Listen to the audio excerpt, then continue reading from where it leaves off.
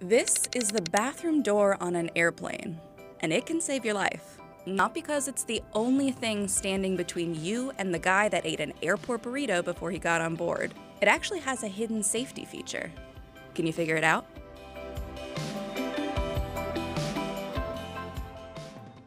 In case of an emergency that requires the pilot to land on the water, you'll be grateful for these little yellow hooks.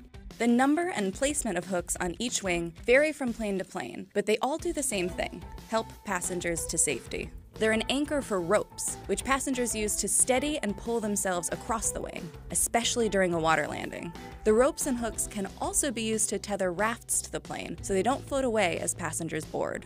Let's say your plane does depressurize. You know the drill. Pull down on the mask to extend the tube, cover your nose and mouth with the yellow cup, and always put your own mask on first. But wait, why do you have to pull down on the mask? It's not to reach your face. It's actually to start a chemical reaction. There are no oxygen tanks on airplanes. They're just too heavy and bulky to be practical. Instead, the panel above your head contains a chemical oxygen generator. It's a small canister that holds sodium chlorate, barium peroxide, and a pinch of potassium perchlorate. And when all three mix together, the extremely hot chemical reaction lets off oxygen. Your seat cushion functions as a flotation device, but did you know it's also fireproof? Let's take this back a few decades. During a 1967 test for the first Apollo moon mission, 3 astronauts were killed when the interior of the capsule caught on fire. An investigation showed that the craft was filled with highly flammable materials, including the foam in the seat cushions. This led NASA to conduct a whole slew of research for a way to cover flammable things with a fire-resistant material. So in 1984, the Federal Aviation Administration issued new regulations regarding the flammability of airplane seats. And in fact, it's estimated that 20 to 25 lives are saved each year because their seats don't catch on fire. Above some of those flame-resistant seats, you might see a little black or red triangle. Those triangles actually signify what's nicknamed William Shatner's seat. It's a reference to a 1963 episode of The Twilight Zone, in which Shatner's character sees a gremlin on the wing of the plane. The triangles signal to the crew which windows have the best view of the wings in case a flap malfunctions, or to check to see if they've been de-iced. While you're staring at the gremlin on the wing, you might notice a small hole in the window. Usually not a good feature for a window, but necessary in this case. It's called a bleed hole, and it prevents your airplane window from blowing out. That's because the air pressure inside the plane is so much greater than outside, which would cause any normal window to explode. But the windows on an airplane are made up of 3 panes: inner, middle, and outer.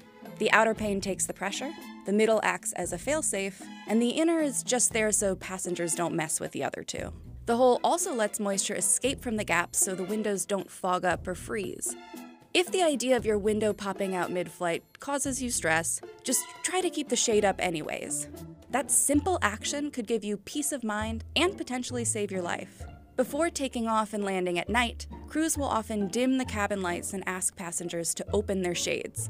This is to give their eyes time to adjust to the darkness. In case of evacuation, passengers' eyes will already be acclimated to the blackness outside. If the lights stayed on, their eyes would need time to adjust, and they'd end up wasting precious seconds stumbling blindly instead of quickly evacuating. While joining the Mile High Club might seem like a fun idea, you won't get the kind of privacy you might expect. In fact, a crew member could open the bathroom door at any moment, no matter if you locked it or not.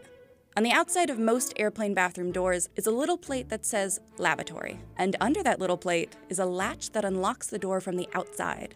This allows the crew to access the bathroom in case of an emergency. While you're in the bathroom, you might notice an ashtray. But wait, you think to yourself, I thought it was illegal to smoke on planes. You're right. Smoking on an airplane has been banned on US airlines since the late 1980s and could saddle you with a fine of up to $25,000. Even with the threat of a fine, the Federal Aviation Administration isn't taking chances. It lists ashtrays in bathrooms as legally required to meet the minimum equipment needed for a plane. Trash cans on a plane are mostly filled with flammable materials, like cocktail napkins, so tossing a cigarette butt into one of those would not be good. After all, there are still plenty of things in a plane that aren't covered in flame-resistant material.